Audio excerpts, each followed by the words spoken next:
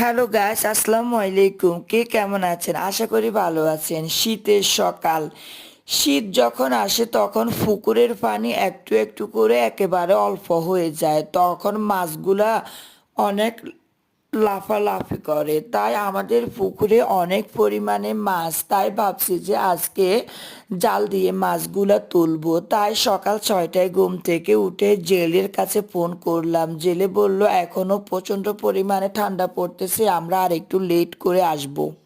তারপর সকাল 9:30টায় জেলেগুলো আসলো। আসার পরে জাল টানতেছে, দেখতেছেন যে এই একটা বৃদ্ধ লোকে জালটা টানতেছে। আসলে আমার খুব খারাপ লাগতেছে, মানুষের কয়েকটা পয়সার জন্য এরকম কুয়াশার মধ্যে জালটা টানতেছে। তারপর আমি ওদেরকে বললাম এই আঙ্কেলটাকে সামনে না দিয়ে এই আঙ্কেলটাকে মধ্যখানে দিলে ভালো হতো। ওনারা বলল যে না, ও তো শুধু জালটা টানতেছে, ঠান্ডা একটু কম লাগতেছে, মধ্যখানে অনেক পরিমাণে ঠান্ডা পড়তেছে।